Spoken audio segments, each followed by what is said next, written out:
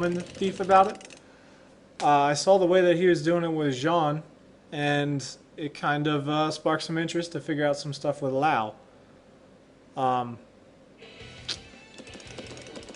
He kind of has like a three-step process almost. There's like three things that he'll do off of a knockdown to try to force you to do what he wants you to do. One of the first things that you want to be able to do is to get them to not evade after they tech roll. One of the best ways to do this is with a meaty. If you don't know what meaties are, it's basically when you time an attack perfectly as they get up, your attack lands. What it does is it stops them from evading. You cannot evade a meaty at all. You'll just get hit. One of the ways to test this out is to set them to counter hit. It sounds kind of weird, but if you set it on counter hit, if you do a meaty properly, it won't counter hit because it can't. So if I do this and then do 2 PK, oh, I gotta send an attack roll. Not in place. There we go.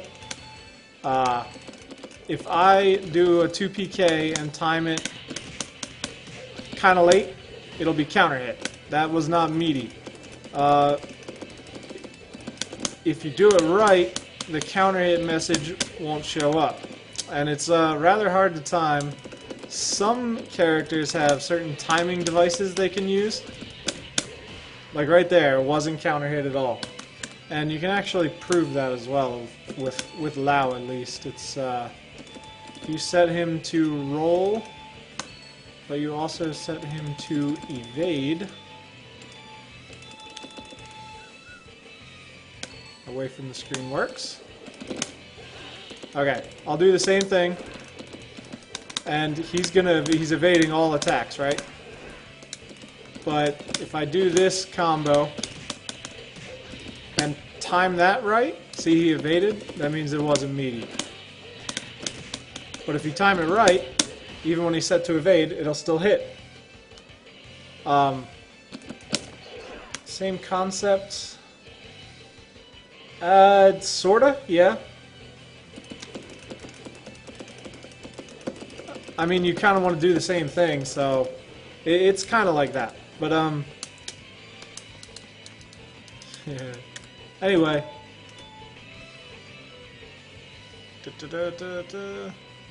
So once you figure out a good meaty, I don't know if it's a crouching frame. It's just if they try to evade, they'll get hit anyway because they have no frames to even try to evade. So I don't know if it's crouching or standing. I don't think it matters. It's just hitting them on the first possible frame that they're active again. And one of the best things that a meaty is good for doing is stopping people from evading when they get up. And that's the next thing you want to have, is something to do if you have them too afraid to evade.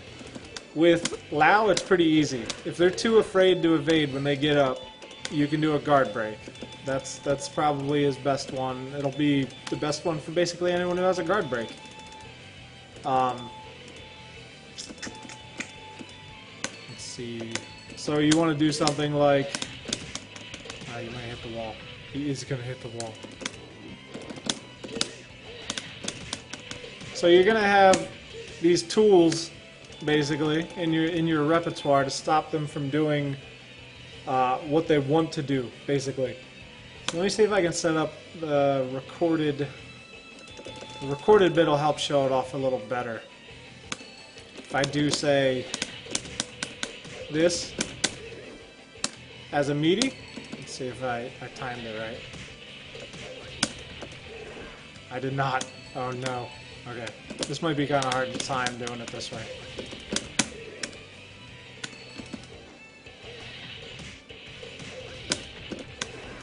Still too slow.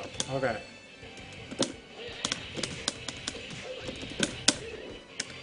That should be good. I didn't even tech roll. There we go. Okay, that hit meaty. What you basically... Here, I'll record the other two things too, so you can kind of see what I'm trying to get at. And then I'll record this.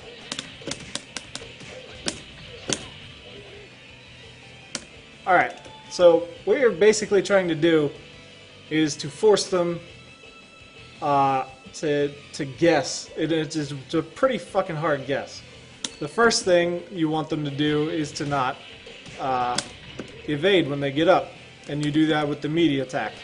Or you can also do it with like a circular. That's a little stranger. I don't think it works as well. I didn't time that right, but anyway. Once you have them too afraid to tech roll when they get up, you can do something like this, so that when they get up, they're just guarding, and you can get them with a guard break. So you have them too afraid to evade when they stand up. Now, if they're too afraid to evade when they stand up, and you have them too afraid to stand there when they tech roll and stand up, because you'll hit them with a guard break or something, that's when you start doing something like this, because they'll be too afraid to tech roll at all. And you can get free off-the-ground damage shit. Gentleman Thief basically has that set up with his Jean. He does it with a launcher. He'll do a knockdown and then 3P plus K to launch. And Jean has a guard break as well. And he also has a ground attack for if they're not going to tech roll at all. So if you have all three of those things together, it kind of becomes a mindfuck. Like, they have to guess, if they're going to tech roll, they have to guess if they want to evade and risk eating a meaty attack. And it can be like a launcher if you wanted it to be, which is pretty dangerous if you do it right.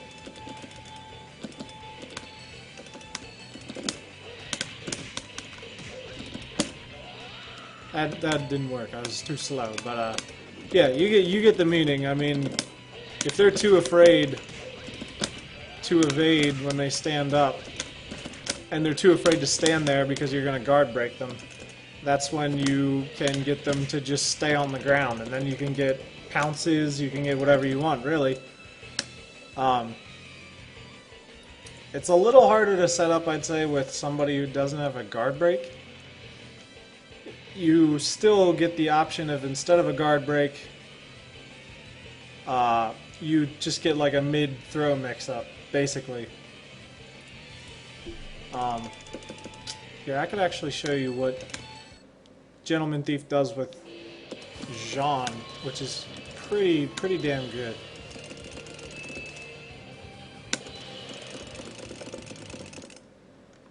Meaty setups are cheap. They're hard though, and some of them are pretty risky.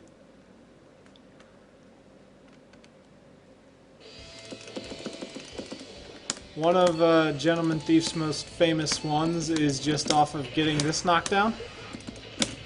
He'll do that, meaty, the 3PK. And it's a really good one because it gives you a combo if you get it right. See, that was meaty. So he gets a free combo if you try to evade when you get up. The other thing he'll do is,